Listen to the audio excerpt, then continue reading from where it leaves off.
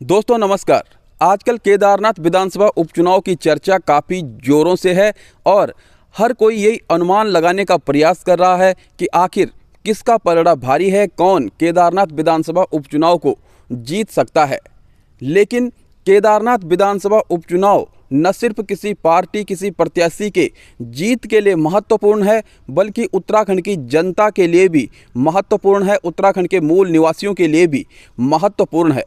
वर्तमान में उत्तराखंड के जो हालात बने हुए हैं, जिस दौर से उत्तराखंड गुजर रहा है और जो तस्वीर उत्तराखंड की सामने उभर कर आ रही है, उत्तराखंड की ये वर्तमान तस्वीर केदारनाथ विधानसभा उपचुनाव परिणामों के बाद उत्तराखंड के भविष्य को बताएगी और समझाएगी कि वास्तव में उत्तराखंडी क्या चाहता है। और यहाँ के मूल निवासी जो लगातार अपने अधिकारों के लिए लड़ते हुए नज़र आ रहे हैं, संघर्ष करते हुए नज़र आ रहे हैं, क्या ये चुनाव उन उत्तराखंडियों के लिए महत्वपूर्ण है, और यदि है तो इसका नतीजा किस प्रकार से सामने आता है, ये सब कुछ केदारनाथ विधानसभा उपचुनाव के बाद जो परिणाम आएंगे, जो नतीजे आएंगे, उस पर निर्भर करेगा कि वास्तव में उत्तराखंड का मूल निवासी क्या चाहता है और क्या वास्तव में उत्तराखंड के पास भारतीय जनता पार्टी और कांग्रेस के अलावा निकट भविष्य में कोई तीसरा विकल्प खड़ा हो सकता है। दोस्तों, आज की ये वीडियो आपके लिए समर्पित है। वीडियो को आखिर तक जरूर देखिएगा, वीडियो को लाइक कीजिएगा, शेयर कीजिएगा, कमेंट करके अपने विचार अवश्य रखिएगा। और यदि अभी तक चैनल को सब्सक्राइब नहीं किया है तो चैनल को सब्सक्राइब भी अवश्य कीजिएगा। उत्तराखंड के निकट भविष्य में किस प्रकार की परिस्थितियां बन सकती हैं, खास करके जो सियासी परिस्थितियां हैं, और उत्तराखंड जिस प्रकार से राजनीतिक तौर पर, भौगोलिक तौर पर, सांस्कृतिक तौर पर बदलाव की स्थिति में है, जिस प्रकार से डेमोग्राफी चेंज हो रही है, और इस सरकार ने भी स्वीकार कर लिया है कि उत्तराखंड की डेमोग्राफी काफ़ी तेज़ी से चेंज हो रही है और लगभग 40 लाख लोग बाहरी प्रदेशों से आकर के यहाँ पे बस चुके हैं। और यदि स्थिति ऐसी ही बनी रही है तो वो दिन दूर नहीं जब उत्तराखंड का मूल निवासी, जो उत्तराखंड के बहुसंख्यक हैं, वो अल्पसंख्यक बन जाएं और बाहरी प्रदेशों से जो व्यक्ति यहाँ पे आकर के बसे हैं वो यहाँ के बहुसंख्यक बन जाए। तो कुल मिलाकर के जो डेमोग्राफी चेंज होने की बात लगातार उठ रही है, और जिस प्रकार से उत्तराखंड के अलग अलग लोग सड़कों पर हैं, जिस प्रकार से संघर्ष कर रहे हैं, जिस प्रकार से उत्तराखंडियों की अलग अलग मांगें हैं, यदि देखा जाए तो उत्तराखंड में ऐसा माहौल राज्य गठन के बाद पहली बार बना है। चाहे वो अंकिता भंडारी हत्याकांड के बाद अंकिता भंडारी के लिए न्याय की मांग करते हुए जनता का सड़कों पर उतरना हो, धरना प्रदर्शन करना हो, कैंडल मार्च निकालना हो और लगातार सरकार को घेरना हो।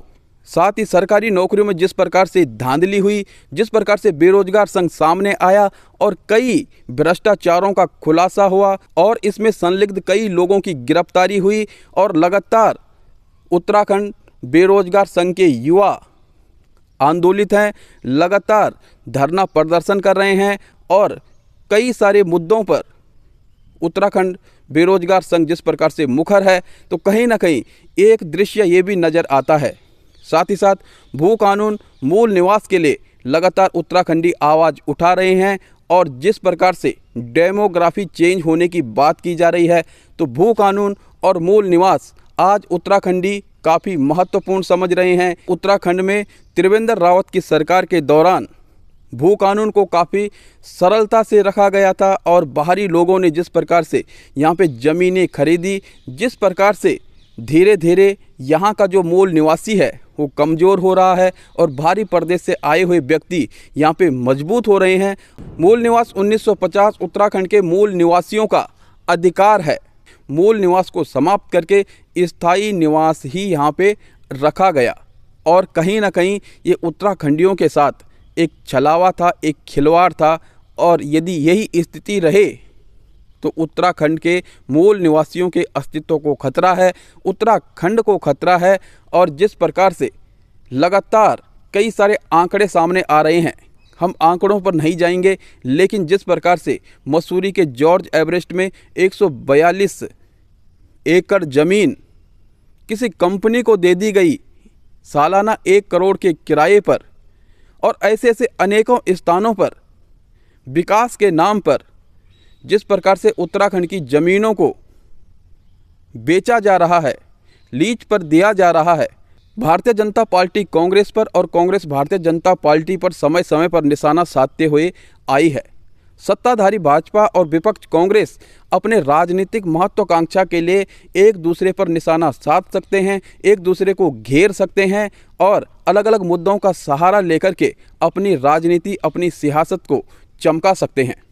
लेकिन वो उत्तराखंडी जो मूल रूप से उत्तराखंडी हैं, जो अपने अधिकारों को आज समझ रहे हैं, जो नींद से जाग रहे हैं, जिन्हें लग रहा है कि हाँ वास्तव में हमारे साथ अन्याय हुआ है, यदि वो आज जाग चुके हैं तो क्या केदारनाथ में भारतीय जनता पार्टी और कांग्रेस का जो वोट परसेंट है वो गिरेगा? क्योंकि उत्तराखंड बेरोजगार संघ ने समर्थन त्रिभुवन चौहान को दिया है, जो निर्दलीय चुनाव लड़ रहे हैं।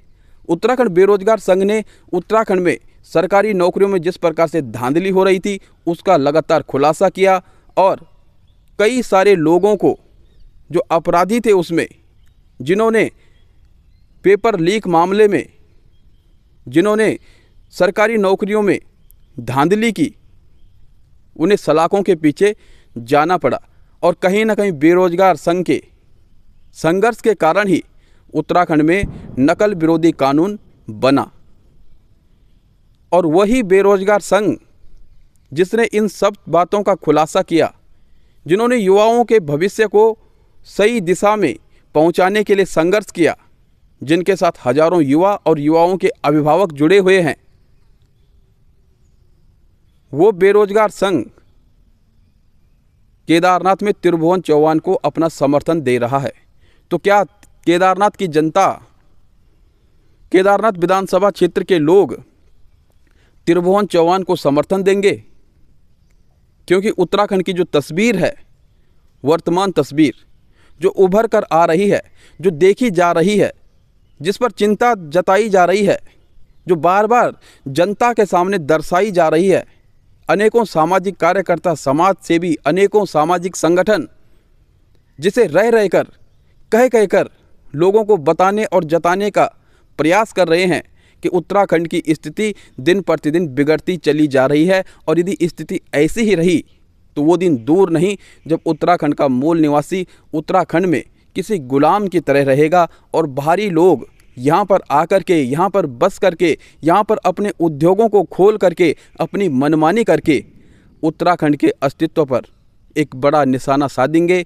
और उत्तराखंड की जो मूल पहचान है, चाहे वो उत्तराखंड की संस्कृति हो, चाहे वो उत्तराखंड की प्रकृति हो, चाहे वो उत्तराखंड के रीति रिवाज हों, चाहे उत्तराखंड के चारों धाम हों, उत्तराखंड के तीर्थ हों, जिन्हें उत्तराखंड से एक नई पहचान मिलती है, जहाँ पर गंगा यमुना है, जहाँ पर अनेकों गाड गदेरे हैं, जहाँ पर बुग्याल हैं, डांडी हैं, कांठी हैं। क्या इन जगहों पर बाहरी लोग आकर के विकास के नाम पर इस प्रकृति का, इन नदियों का, इन पहाड़ों का, इन जंगलों का दोहन करेंगे? क्योंकि वर्तमान स्थिति कुछ ऐसी ही बयां कर रही है और इस पर चिंता भी जताई जा रही है। और यही परिस्थिति हर एक समाज सेवी, सामाजिक संगठन, चिंतक, पत्रकार और अन्य लोगों के द्वारा रह रहकर बताई जा रही है। तो क्या उत्तराखंड के लोग जो सड़कों पर उतरते हुए देखे गए हैं, चाहे वो स्वाभिमान महारैली हो, चाहे वो यूकेडी के तांडव रैली हो, 10 नवंबर को हरिद्वार में एक बार फिर से स्वाभिमान महारैली हो रही है। हालांकि मुख्यमंत्री पुष्कर सिंह धामी ने भू कानून पर अपना बयान दिया है, एक बार नहीं 2 बार दे दिया है। कहा है कि अगले बजट सत्र में उत्तराखंड में सशक्त भू कानून लागू किया जाएगा, बनाया जाएगा। लेकिन जनता को इस पर भरोसा क्यों नहीं है? और यदि जनता को भरोसा है भी तो जनता तो ये चाह रही है कि जल्द से जल्द भू कानून लागू हो, मजबूत भू कानून बनाया जाए। और जो चिंतक हैं, जो उत्तराखंड का दर्द समझते हैं, जिन्हें लग रहा है कि वास्तव में उत्तराखंड अब उस स्थिति में है जहां पर उत्तराखंड के अस्तित्व को निशाना बनाया जा रहा है और जहां पर उत्तराखंड अपनी मूलभूत पहचान को खो रहा है, आज उत्तराखंडी क्या इसके लिए केदारनाथ में ये संदेश देंगे कि भारतीय जनता पार्टी और कांग्रेस ने उत्तराखंड के लिए वो नहीं किया है जो करना चाहिए था। क्या उत्तराखंड की जनता इस चुनाव में अपना ये परिचय दे पाएगी कि वह किसी तीसरे विकल्प की तरफ जा रहे हैं? केदारनाथ में त्रिभुवन चौहान निर्दलीय है, तो वहीं यूकेडी भी चुनाव लड़ रही है और यूकेडी से डॉक्टर आशुतोष भंडारी प्रत्याशी हैं। और उत्तराखंड क्रांति दल वो दल है जिसने राज्य आंदोलन के लिए महत्वपूर्ण भूमिका निभाई थी। और यदि वास्तव में उत्तराखंडियों को अपने अस्तित्व को बचाने की इतनी चिंता है, यदि वास्तव में उत्तराखंडियों को भू कानून को लागू करवाने की इतनी चिंता है, और यदि वास्तव में उत्तराखंडियों को मूल निवास 1950 को वापस पाने की इतनी इच्छा है, तो क्या उत्तराखंड के लोग, जिस पार्टी ने उत्तराखंड को पृथक राज्य बनाने के लिए संघर्ष किया, क्या उसके साथ खड़े होंगे? क्या आशुतोष भंडारी को वोट देंगे? क्या आशुतोष भंडारी को सम्मानजनक स्थिति में रखने का प्रयास करेंगे? ये प्रश्न केदारनाथ विधानसभा क्षेत्र की जनता से है। ये प्रश्न है उन तमाम उत्तराखंडियों से जो सड़कों पर उतरते हैं, अपना आक्रोश जताते हैं, लेकिन जब वोट देने का नंबर आता है तो विश्वास भारतीय जनता पार्टी और कांग्रेस पर ही जताया जाता है। आखिर इसका क्या कारण है? क्या उत्तराखंड के भोले भाले लोगों के दिमाग में सिर्फ भाजपा और कांग्रेस ही नज़र आती है, या फिर भाजपा और कांग्रेस ने कुछ ऐसा किया है जिसके लिए वो इसके अधिकारी हैं? और क्या उत्तराखंड क्रांति दल किसी अन्य लोगों से ही बन के आ रखा है? और यदि क्षेत्र में कोई ऐसा व्यक्ति है जो स्थिति परिस्थितियों को समझता है, जिसको पीड़ा है अपने स्थानीय लोगों की, जिसे पीड़ा है अपने उत्तराखंड की, और जब कभी वो एक निर्दलीय प्रत्याशी के रूप में मैदान में उतरता है, तो क्या जनता उस पर विश्वास जताती है?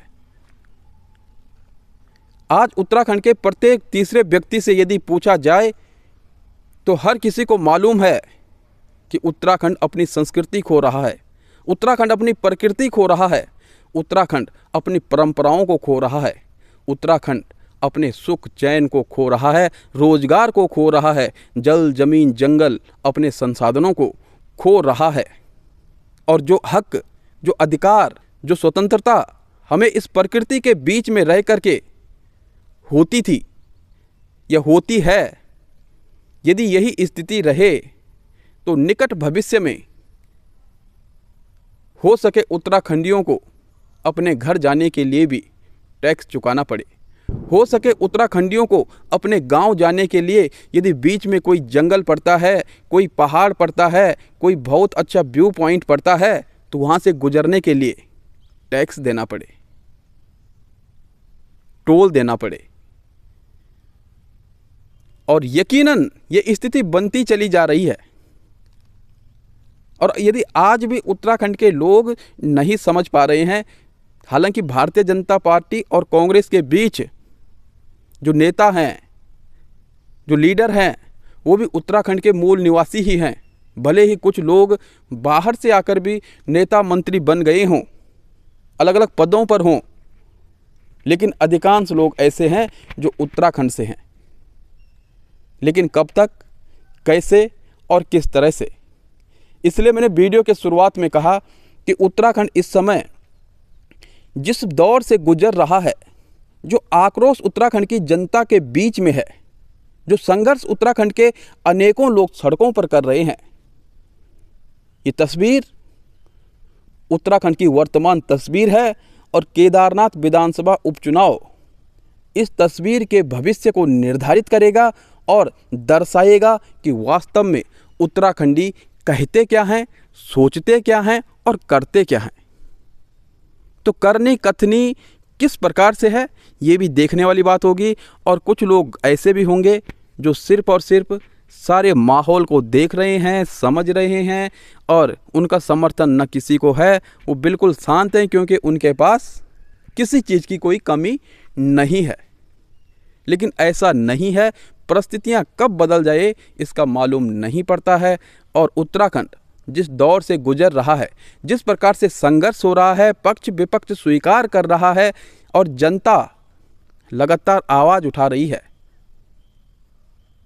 यदि यही परिस्थिति बनी रहे, इस पर चेंजेस नहीं हुए, तो यकीन मानिएगा उत्तराखंड की तकदीर बिगड़ जाएगी और तस्वीर बदल जाएगी। एक ऐसी तस्वीर जिसे देखकर उत्तराखंड का मूल निवासी पछतावा करेगा और पश्चाताप के अलावा उसके पास कुछ नहीं होगा।